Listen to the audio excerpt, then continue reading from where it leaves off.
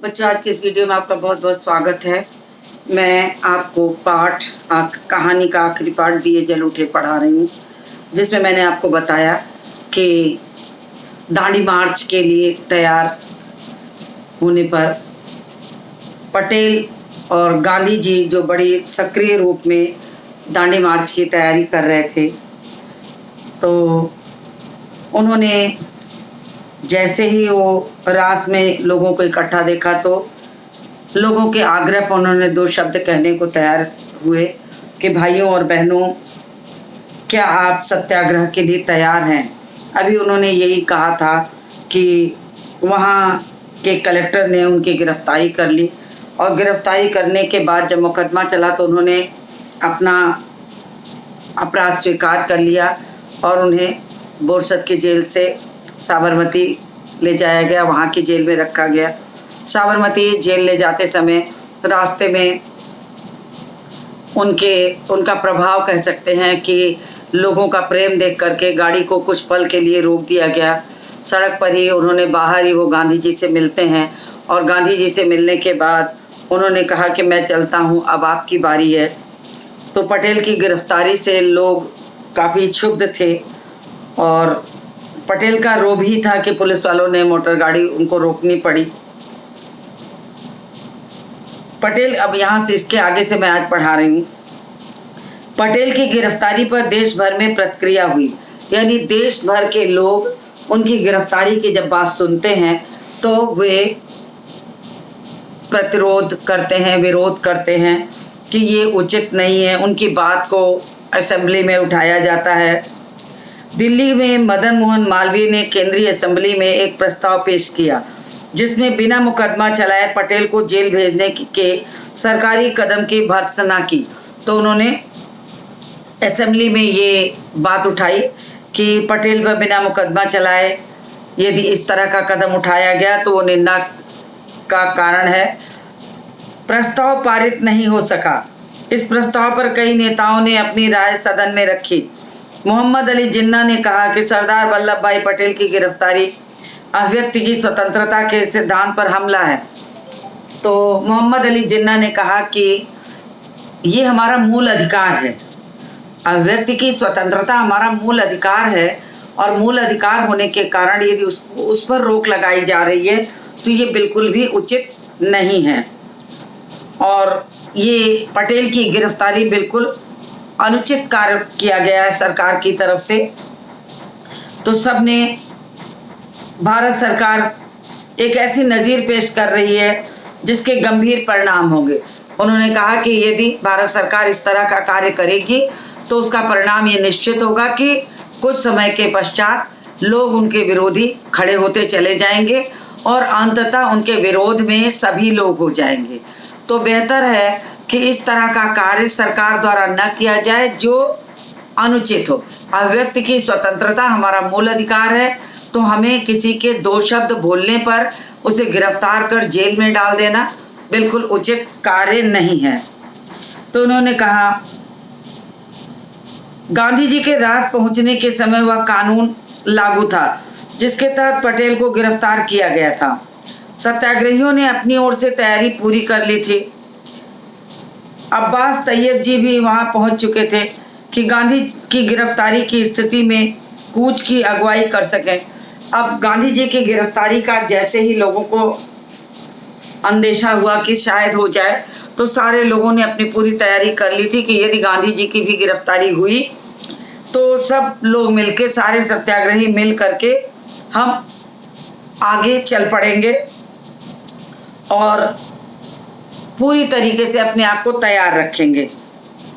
गांधी जी की गिरफ्तारी की स्थिति में कूच की अगुवाई कर सकें और उन्होंने ये सोच लिया था कि गांधी जी की अगुवाई करने के समय वो पूरी तरीके से उनके साथ रहेंगे, खड़े रहेंगे। अगर किसी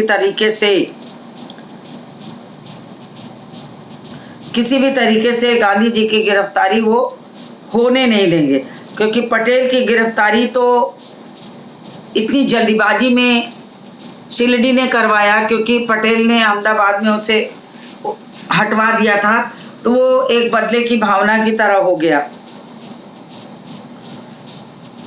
बोरसद से निकलने के बाद लगभग सभी आश्वस्त थे कि अब गांधी जी को जलालपुर पहुंचने तक नहीं पकड़ा जाएगा। उन्हें लगा कि संभवतः कुछ अंतराल किया जाएगा ताकि लोगों को ये बातें हल्के हो जाए, क्योंकि पटेल की गिरफ्तारी से अभी पूरे देश में हो हल्ला मच चुका था। हर तरह से लोग सक्रिय हो चुके थे कि आगे पता नहीं किस किस की गिरफ्तारी हो। तो उन्होंने कुछ देर के लिए इस सारी चीज़ों को स्थगित कर दिया कि जलालपुर पहुंचने तक कोई कार्य ऐसा न हो जिसे ये मानकर किया जाए कि गांधी जी को पकड़ने से सब सत्याग्रही विरोध करके खड़े हो जाएं। लेकिन तैयारी में कोई कमी नहीं थी, फिर भी सत्याग्रहियों ने अपनी तरफ से पूरी तैयारी कर रखी थी। यदि कुछ ऐसा हुआ तो वो बदले में हर तरह से तैयार रहेंगे। रास में गांधी का भव्य स्वागत हुआ। अब गांधी जी का रास में भव्य स्वागत किया गया। दरबार समुदाय के लोग इसमें सबसे आगे थे। वहाँ समुदाय बने हुए थे, तो दरबार समुदाय के लोग धनाढ़ लोगों में जोड़े जाते थे, तो वे सबसे आगे थे। दरबार गोपाल दास, रविशंकर महाराज वहाँ मौजूद थे। बड़े बड़े लोग वहाँ सभा में थे। गांधी ने अपने भाषण में दरबारों का खास तौर से उल्लेख किया। कुछ दरबार रास में रहते थे, पर उनकी मुख्य बस्ती कनकापुर और उसके सटे गांव देवड़ में थे। अब दरबार के जो रहने वाले लोग थे, वे कुछ लोग रास में और कुछ कनकापुरा में से सटा एक गांव था देवड़, वहाँ रहते थे। मतलब दरबार के लोग भी जो थे वो विभिन्न अलग अलग स्थानों पर रहते थे और वहीं से सब मिलकर गांधी जी के साथ थे। दरबार लोग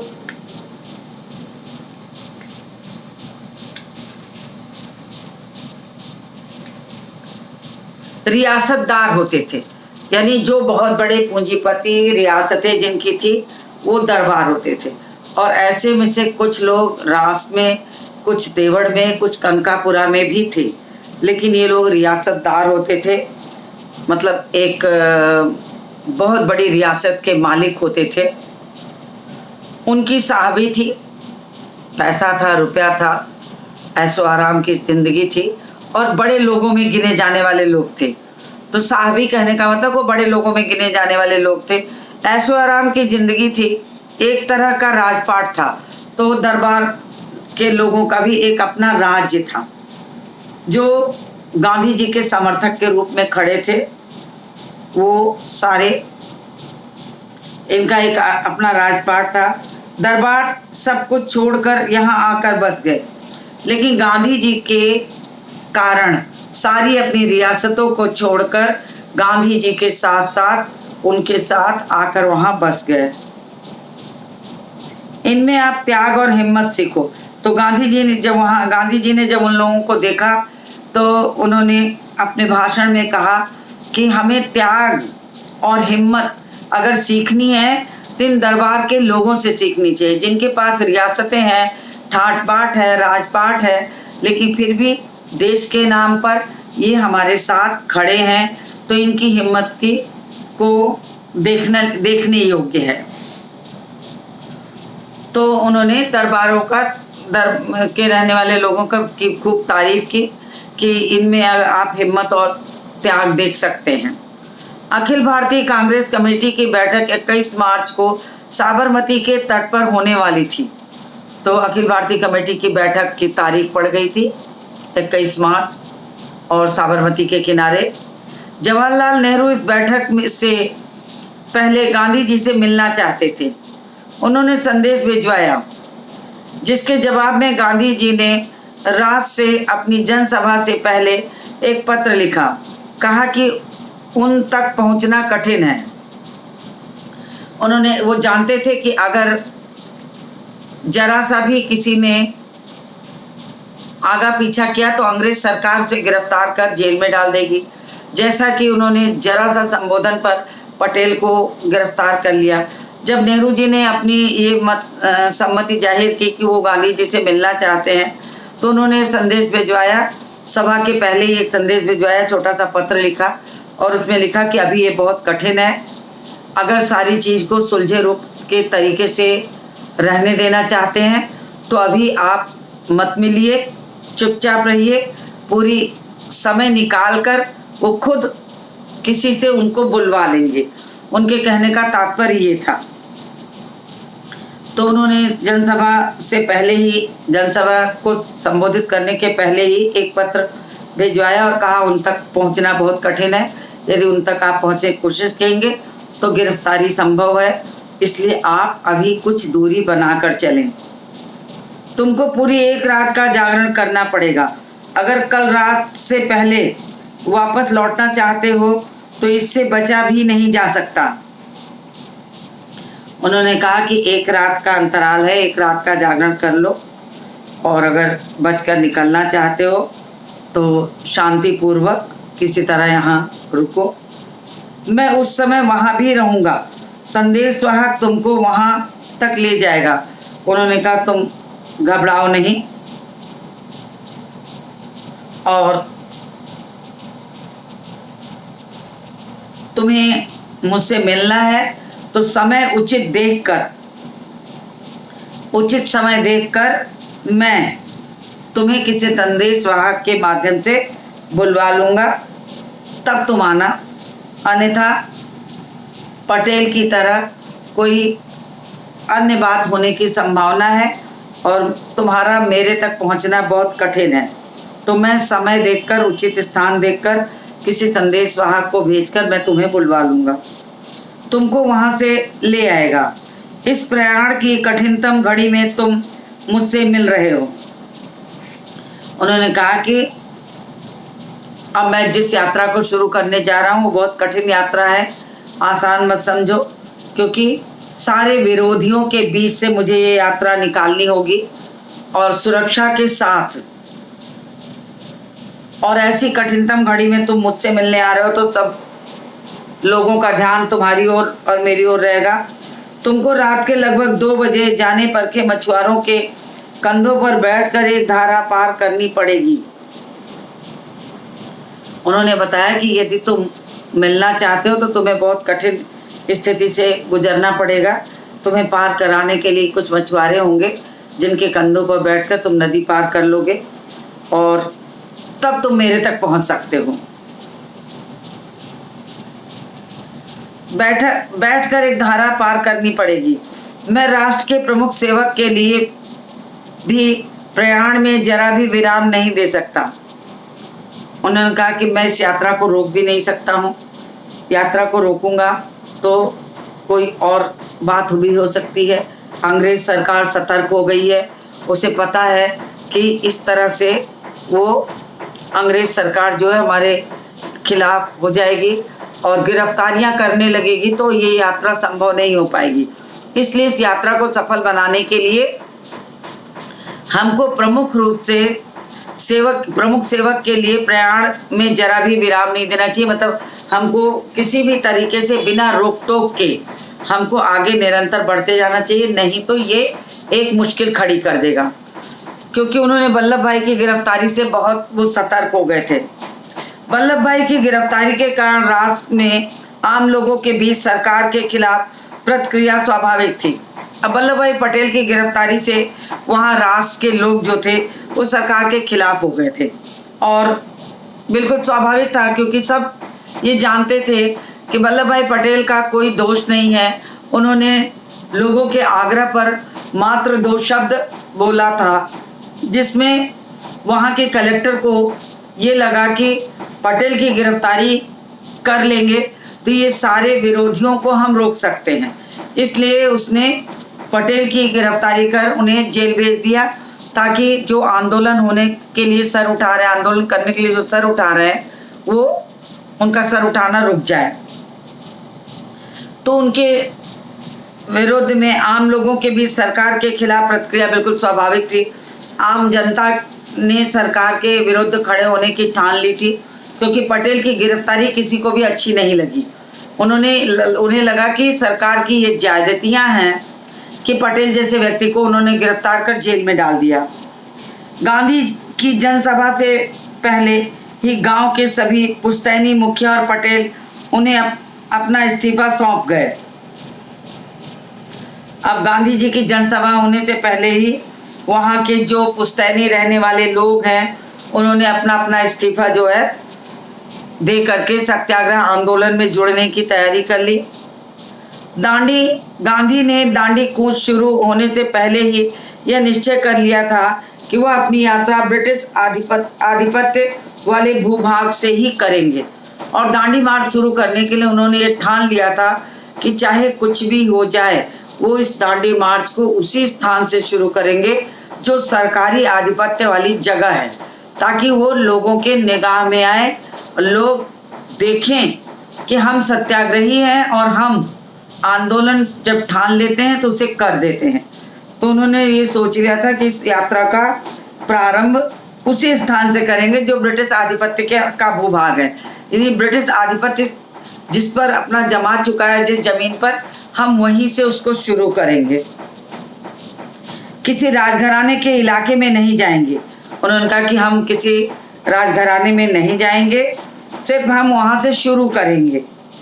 ऐसा न करने पर यात्रा करीब 20 किलोमीटर लंबी हो जाती, लेकिन उनका ये मानना था कि सरकार आधिपत्य वाले भूभाग से अगर वो शुरू करते हैं यात्रा तो यात्रा छोटी होगी। यदि वो ऐसा नहीं करते हैं तो उन्हें बहुत घूम कर जाना पड़ेगा और ऐसी स्थिति में यात्रा बहुत लंबी हो जाएगी, कार्यक्रम काफी बड़ा हो जाएगा। 20 किलोमीटर लंबी यात्रा हो जा रही थी। इसका असर यात्रा कार्यक्रम पर पड़ता तो यात्रा का जो कार्यक्रम था वो उसमें देर लगती और वहाँ के लोग जो थे, संभवतः जो लोग उनसे जुड़ना चाहते थे, सबका ख्याल रख करके उन्होंने ये सोचा कि कुछ भी हो वो यात्रा इसी तरह शुरू करेंगे ब्रिटिश आधिपत्य वाले भूभाग से ही। और थोड़ी देर के लिए बड़ौदा रियासत से गुजरना पड़ा, बड़ौदा की रियासत से होकर उन्हें जाना पड़ा था। नहीं जाएंगे तो यात्रा लंबी हो जाती, इसलिए उन्होंने सोचा कि कुछ भी हो जाए वो इधर से ही यात्रा को शुरू करेंगे। तो सारे लोग तैयार हो गए थे हर तरह से। सत्याग्रही बाजे गाजे के साथ रास में दाखिल हुए। अब सत्याग्रहियों ने पूरे ढोल मजीरे नगाड़े के साथ एक जुलूस तैयार किया और उन्होंने ये जाहिर कर दिया लोगों को, सरकार को हिला दिया कि वो जिस सत्याग्रह के लिए निकले हैं वो उसे ठान लिए थे कि पूरा करके ही निकलेंगे। गांधी को एक धर्मशाला में ठहराया गया जबकि बाकी सत्याग्रही तंबुओं में रुके। अब सब इकट्ठा हो रहे थे, उस इकट्ठा होने में गांधी जी के लिए थोड़ा विशेष स्थान दे दिया गया था और बाकी सारे लोग छोटे छोटे तंबुओं में रुक गए थे। जब तक सारे लोग इकट्ठा नहीं हो जाते तब तक ये यात्रा शुरू नहीं की जाएगी। ये सोचकर सबके इकट्ठा होने के लिए उन्होंने तंबू लगा दिया और तंबुओं में सब इकट्ठा होने लगे। रास की आबादी करीब 3000 थी, लेकिन उनकी जनसभा में 20,000 से ज़्यादा लोग थे। अब देखा जाए तो रास की आबादी 3000, लेकिन सिर्फ रास ही इस दांडी मार्च में आंदोलन में नहीं शामिल हुआ था। दरबार के और आसपास के क्षेत्रों से जितने भी लोग थे जो इस सरकार के खिलाफ थे वो सब इसमें जुड़ते चले गए। तो 3000 रास की आबादी के बाद भी वहाँ जनसभा में 20,000 के आसपास लोग इस जनसभा में शामिल हुए, क्योंकि सबको ये लग रहा था कि इनके नेतृत्व यानी गांधी जी के नेतृत्व में यदि ये कार्य हुआ तो हम अंग्रेजों के खिलाफ एकजुट होकर कार्यक्रम को सफल बना सकते हैं। अपने भाषण में गांधी जी ने पटेल की गिरफ्तारी का जिक्र करते हुए कहा, सरदार को यह सजा आपकी सेवा के पुरस्कार के रूप में मिली है। 20,000 लोगों को संबोधित करते हुए उन्होंने ये बताया कि सरदार पटेल को गिरफ्तार किया गया तो संभवतः ये मान लीजिए आप लोग कि आपकी सेवा के बदले में पुरस्कार दिया गया है और उनकी गिरफ्तारी व्यर्थ न जाए, उनकी गिरफ्तारी बेकार न चली जाए। ऐसी स्थिति में आपको सरदार पटेल के त्याग को याद करना चाहिए और इस आंदोलन को सफल बनाना चाहिए, क्योंकि आपकी आज़ादी के लिए ही उन्हें जेल में डाला गया है कि वो ऐसा न हो कि सामान्य जनता को भड़काकर सरकार को यहाँ से खदेड़ दें। तो उनको जो पुरस्कार मिला है, अर्थात कहने का मतलब ये व्यंग था कि उन्हें जो जेल में डाला गया उसकी वजह हम सब की आज़ादी है, तो हमें उनकी रक्षा, उनके कार्यों को पूर्ण करना है। सरकारी नौकरियों से इस्तीफे का उल्लेख किया और कहा कुछ मुखी और तलाटी गंदगी पर मक्खी की तरह चिपके हुए हैं। उन्होंने कहा कि सरकारी नौकरियों से के पद से त्यागपत्र दे देना चाहिए, लेकिन फिर भी मैं देख रहा हूँ कि कुछ मुखी और कुछ तलाटी लोग जो अभी भी अंग्रेजों की चाटुकारिता कर रहे हैं, वो उसी तरह गंदगी पर मक्खी की तरह चिपके पड़े हैं और वे ही हमारे बीच की बातें वहाँ तक पहुँचाते हैं, जिससे सरकार जो है वो सतर्क हो जाती है। तो हमें पद से त्याग दे करके सत्याग्रह आंदोलन में जुड़ना पड़ेगा। ये वो बताना चाहते थे कि सत्याग्रह आंदोलन के लिए हमें इस तरह जुड़ना पड़ेगा।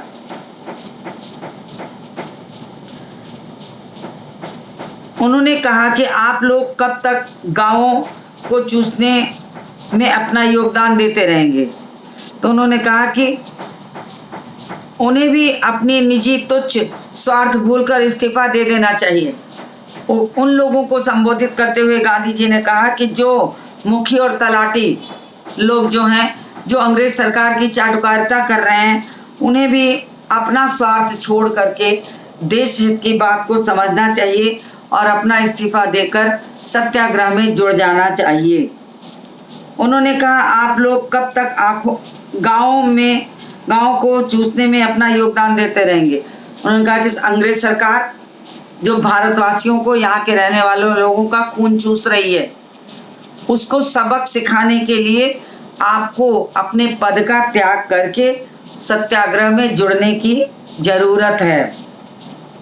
सरकार ने जो लूट मचा रखी है, लोगों को में त्राही मचा दी है, तो उनको कुछ सबक सिखाना चाहिए। उसकी ओर से क्या अभी तक आपकी आंखें खुली नहीं हैं? उन्होंने कहा कि इतना सब देखने के बाद, उनके द्वारा दी गई तबाही, उनके द्वारा दी गई लूट, लोगों को परेशान करना, तो जितनी तकलीफें अंग्रेज सरकार दे रहे हैं, क्या इतने के बाद भी आपकी आंखें अभी खुली नहीं है, आपकी चेतना अभी जगी नहीं है कि हाँ किस तरह से उन्होंने यहाँ के लोगों को सताया है। गांधी जी ने राष्ट्र में भी राजद्रोह की बात पर जोर दिया और कहा कि उनकी गिरफ्तारी अच्छी बात होगी। अब लोगों ने कहा कि गांधी को गिरफ्तार कर लेंगे, गांधी को गिरफ्तार कर लेंगे। उन्होंने कहा गिरफ्तार कर लें वो और अच्छी बात है। अगर पटेल की गिरफ्तारी के बाद पूरा देश हिल गया है, पूरा देश जो है वो विरोधी हो गया है इस सरकार के, तो मेरी गिरफ्तारी के बाद तो आंदोलन अपने आप सक्रिय हो जाएगा। तो अगर मेरी गिरफ्तारी होती है तो होने दीजिए, और अच्छी बात है। इस सरकार के इस आंदोलन को बढ़ाने के लिए मेरी गिरफ्तारी और अच्छी बात है कि लोग नया सबक सीखेंगे और वास्तव में अंग्रेज सरकार को कुछ सबक सिखाएंगे। सरकार को खुली चुनौती देते हुए उन्होंने कहा, गांधी जी ने सरकार को खुली चुनौती दी कि गिरफ्तार करना है तो कर लो। वो खुली चुनौती है कि अगर तुमने पटेल को गिरफ्तार किया है तो मुझे भी कर लो, लेकिन जो सत्याग्रह शुरू हो चुका है वो रुकेगा नहीं। अब फिर बादल घिर आए हैं, या कहो सही मौका सामने है। अगर सरकार मुझे गिरफ्तार करती है तो एक अच्छी बात है, मुझे 3 माह की सजा होगी तो सरकार को लज्जा आएगी। उन्होंने कहा कि यदि सरकार मुझे गिरफ्तार कर लेती है तो कर ले, मुझे 3 माह की सजा ही ना होगी, लेकिन मेरी सजा और पटेल की को सजा मिलने का परिणाम ये होगा कि भारत की जनता की आंखें खुल जाएंगी। वो जान जाएंगे कि इसको भारत को स्वतंत्र कराने के लिए हमें सरकार का सामना किस तरह करना है, किस रूप में करना है। गिरफ्तारी चाहे जैसे हो, मगर होती है तो हो जाए, परंतु हम इस आंदोलन को रुकने नहीं देंगे। मुझ जैसे लोग अगर राजद्रोही होना अपना धर्म माने तो क्या सजा मिलनी चाहिए? मुझे 3 माह की सजा होगी, सरकार को लज्जा आएगी। राजद्रोही को तो काला पानी देश निकाला या फांसी की सजा हो सकती है। उन्होंने कहा कि राजद्रोहियों को तो ये सजा मुकर्रर की ही जाती है, लेकिन मुझ जैसे लोग अगर राजद्रोही होना अपना धर्म मानने तो क्या सजा मिलनी चाहिए? उन्होंने कहा कि हम भारत माता की सेवा करने वाले लोग हैं, यदि ऐसा करते हुए हमारे ऊपर राजद्रोह का मुकदमा लगाया जाता है तो इस राजद्रोह के प्रति मुझे ये जो सजा मिलनी है मिल जाए, लेकिन मैं भारत भूमि के लोगों की तरफ खड़ा हूँ। मैं इस सत्याग्रह को रोक नहीं सकता हूँ और ये सत्याग्रह आंदोलन होकर रहेगा, भले उसके बदले में मुझे जीवन से हाथ धोना पड़े, मुझे सजा मिले या मुझे अन्य किसी तरह की तकलीफें दी जाए, तो भी मैं उसे छोड़ूंगा नहीं। सत्याग्रही शाम 6 बजे रात से चले और 8 बजे कनकापुर पहुंचे। अब सारे सत्याग्रही इकट्ठे हो गए और उन्होंने ठान लिया और शाम को 6 बजे वो रात से एक पूरा समूह जो था वो निकल पड़ा। 8 बजते बजते वो कनकापुर पहुंच गए। उस समय लोग यात्रा से कुछ थके हुए थे और कुछ थकान इस आशंका से भी थी कि मही नदी कब कैसे पार करेंगे। तो लंबी यात्रा करके आने के बाद सभी में थोड़ी थकान थी और सभी में ये विचार चल रहा था कि मही नदी को रात 8 बजे वो पहुंचे थे कनकापुर, तो रात 8 बजे मही नदी को पार कैसे किया जाएगा। तो बड़ी समस्या हुई कि अब रात के अंधेरे में मही नदी को पार करके इस पार से उस पार जाना आसान काम तो नहीं है। थकान भी बहुत हो चुकी थी, तो सब के सब वहीं बैठ गए। कुछ थकान इस आशंका से थी कि मही नदी कैसे पार करेंगे। नदी के किनारे पहुंचते ही समुद्र की ओर से आने वाली ठंडी बयार ने सत्याग्रहियों का स्वागत किया। यानी कि सत्याग्रही जो थे वे उसी मही नदी के किनारे डेरा डालकर बैठ गए और ठंडी हवाएं वहां से आ रही थी। सब थके हुए थे। कनकापुरा में 105 साल की एक बूढ़ी महिला ने गांधी जी के माथे पर तिलक लगाया। कनकापुरा पहुंचने पर 105 वर्ष की एक वृद्ध महिला ने गांधी जी का स्वागत किया, उनके सत्याग्रह का स्वागत किया और उनका उत्साहवर्धन किया। उनके माथे पर टीका लगाते हुए उनका उत्साहवर्धन किया।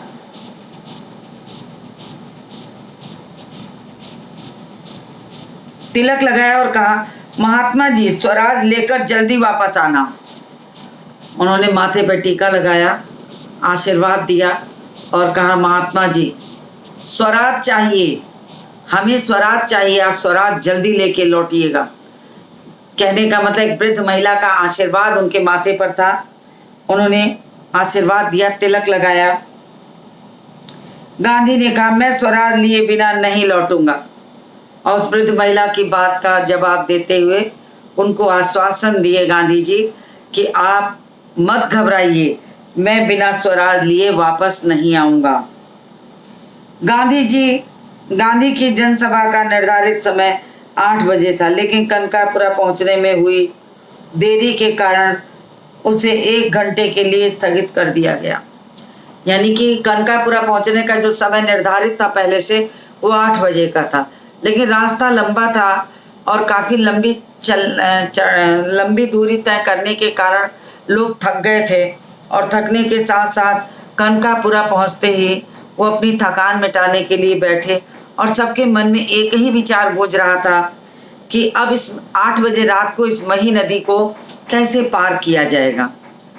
वृद्ध महिला ने भी आकर वहीं उनका स्वागत किया और सोच में पड़ गए। गांधी जी ने आश्वासन तो दे दिया कि मैं स्वराज लेकर लौटूंगा, मैंने जिस सत्याग्रह को प्रारंभ किया है वो सत्याग्रह पूरा होकर रहेगा, ये बात वो कहना चाहते हैं। तो इसलिए उन्होंने ये बात कहा कि जनसभा में गांधी जी ने ब्रितानी कुशासन का जिक्र किया और जनसभा को संबोधित करते हुए उन्होंने ब्रिटिश शासन के जो कुशासन कहना चाहिए, जो बुरा शासन था, उसके बारे में जिक्र किया, वहाँ के लोगों को बताया। इस राज में रंक से राजा तक सब दुखी हैं। उन्होंने कहा कि इस ब्रिटिश शासन में कोई खुश नहीं है, सब दुखी हैं। राजे महाराजे जैसे सरकार नचाती है। उन्होंने कहा राजे महाराजों को तो सरकार ने खरीद लिया है और उन्हें अपनी उंगलियों के इशारे पर नचा रही है। यह राक्षसी राज है। ब्रिटिश राज को गांधी जी ने कहा कि राक्षसी राज है, इसका संहार करना चाहिए। इसलिए हम सबको मिलकर ये प्रण लेना चाहिए कि हम इसका संहार करेंगे, इसका अंत करेंगे। रास्ते में रेतीली सड़कों के कारण यह प्रस्ताव किया गया कि गांधी थोड़ी यात्रा कार से कर लें। तो लोगों ने कहा कि आप बूढ़े हो गए हैं और आप रास्ता बिल्कुल ठीक नहीं है, तो आप थोड़ी सी यात्रा कार में बैठकर भी कर सकते हैं। उन्होंने कहा नहीं, ये बिल्कुल उचित नहीं है, और इसलिए वो तैयार, उन्होंने साफ इनकार कर दिया और कहा ऐसी यात्रा निकलने वाला वाहन का प्रयोग नहीं करता। उन्होंने कहा कि हिम्मत होनी चाहिए, ताकत होनी चाहिए, सीने में बल होना चाहिए। इस तरह के सत्याग्रह का आंदोलन शुरुआत करने वाले को किसी भी सहारे की जरूरत नहीं होनी चाहिए। तो इस यात्रा को मैं पैदल, ये धर्म यात्रा है, मैं इसे अकेले चलकर पूरा करूंगा। तो उन्होंने ये सारी बातें बताई और पेज नंबर 46 के पहले पैराग्राफ तक हो गया है, आप निशान लगा दीजिए। तो इसके बाद का जो थोड़ा सा हिस्सा बचा है वो पढ़ा के मैं आपको प्रश्नोत्तर कराऊंगी। तो आज के इस वीडियो को यहीं समाप्त करती हूँ। मिलती हूँ आपसे अगले वीडियो में।